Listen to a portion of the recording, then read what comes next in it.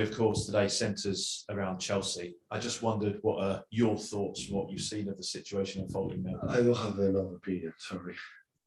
I saw headlines, but I don't know exactly the reason why it would happen.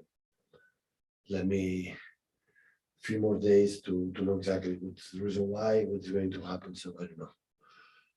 It's one of your Premier League rivals. I mean, essentially they're being heavily restricted in what they can and can't do, both around the club in terms of not being able to sell any tickets above season tickets, spending limited around home games, travel cost and spend limited to £20,000 for away matches. I mean, when you consider those logistical challenges, how difficult would that be for someone like Thomas Tuchel to manage in that situation? I said the same, I don't have an opinion. It's rumors and I know what happened, and I know what's going to happen next time. So, of course, put the position for the manager, for Thomas Tuchel and the players. So, it's uncomfortable and feel sorry for them because, they are there to do their jobs as best as possible. For the rest, I don't know. I have to wait. Does something like this have the potential to change the balance of power in the Premier League? I don't know. And what about your preparations for Crystal Palace? I know it's a few days away yet. We spoke last night about squad absentees potentially, who you might have available. Have you had any update as to whether you'll have any more players to be able to call upon next week? Well, like you say, it's still a few days before Monday night game. Yeah, we are in little bit problems because we don't have many players available. So hopefully some of them came back at the end of the week. But yeah, today was regeneration training. The guys didn't play yesterday.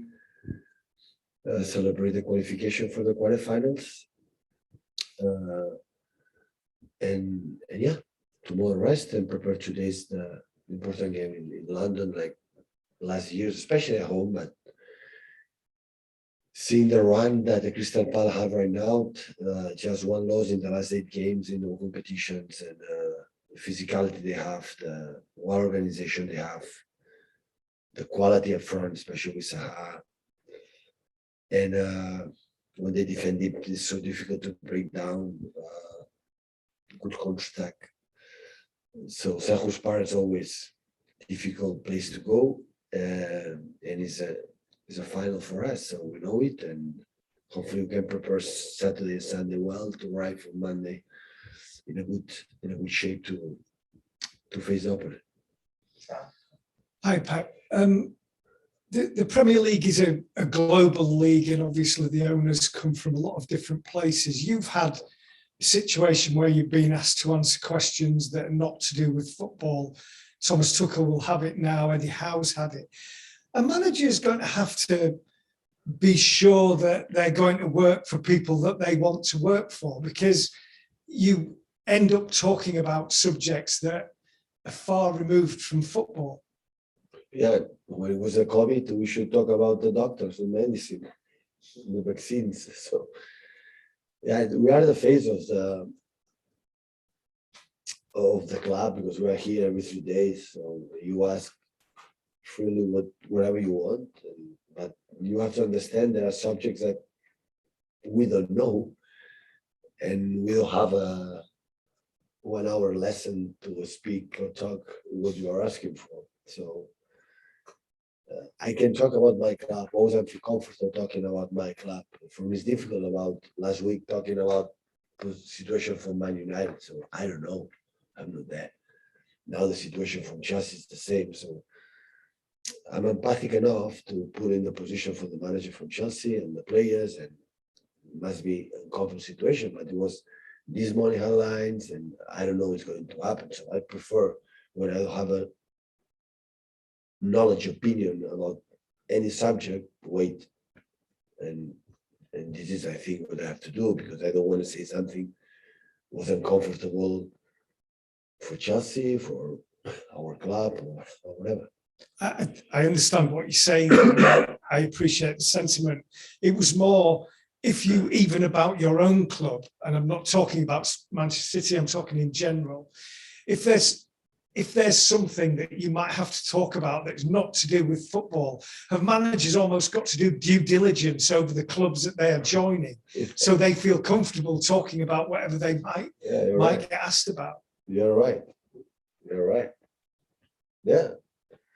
Looks like we are speaking here, we have to know absolutely for everything. So we are human beings, and you talk about what happened in Ukraine, have an opinion, but in these positions, why the reason why is right now banned.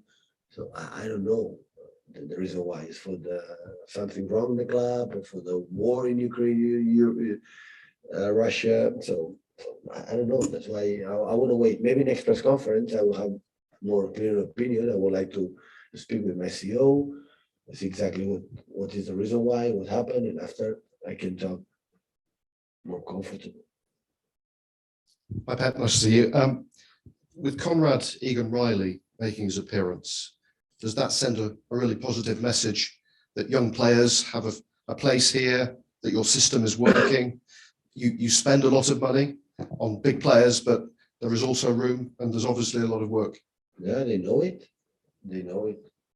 Phil Foden is a clear example, and Cole Palmer unfortunately is injured, but he was already really involved with us, and there are other players that are coming up. Yeah, they have to work hard. Nothing is coming for granted. So if you want to do something, they have to earn it. I'm not going to give presents, so they have to deserve it. What happened with CJ was an exceptional situation because we have a lot of problems in the back four with suspended and injuries and illness. And he took the opportunity. He didn't do a mistake. And as a defender, is a huge value.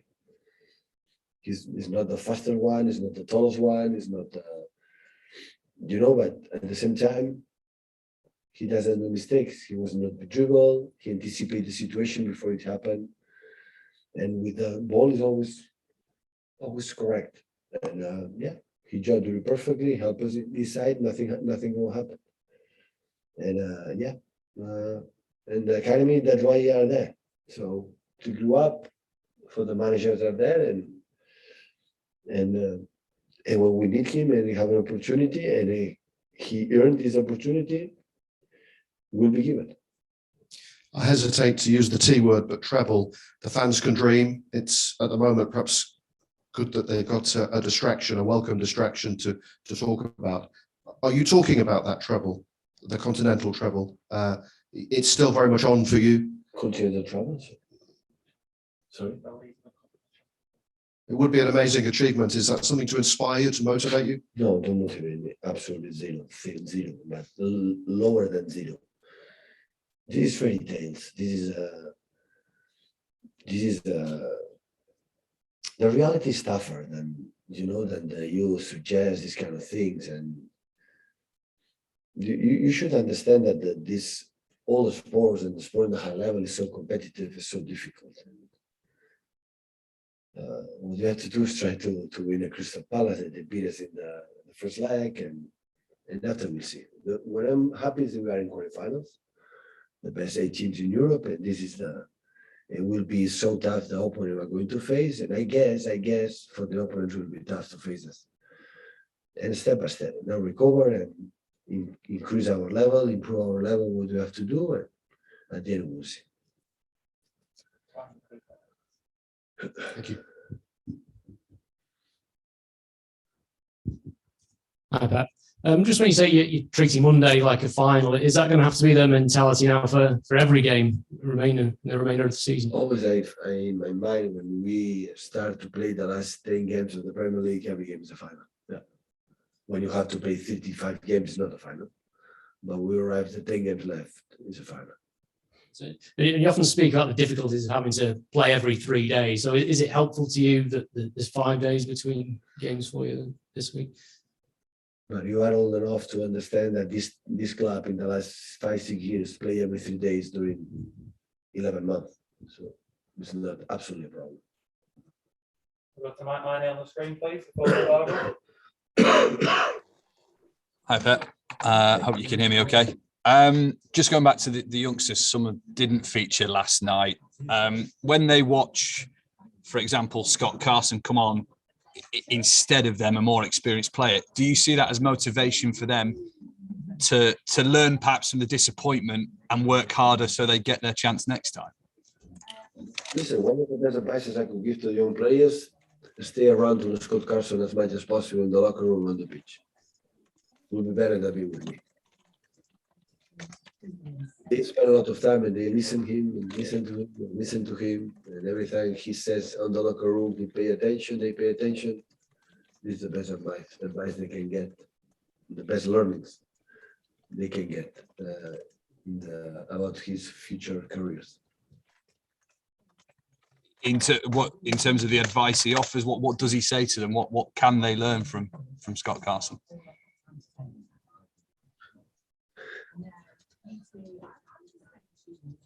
Listen, you have to be there to know him, who is him. And that I'm not going to tell you the advice. Every situation is different, but he's experienced enough.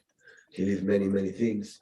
It's the end of his career. Every second he trains, every meal he gets on the beach and off the beach in the locker room is like, wow, give value, you know, and just be with them.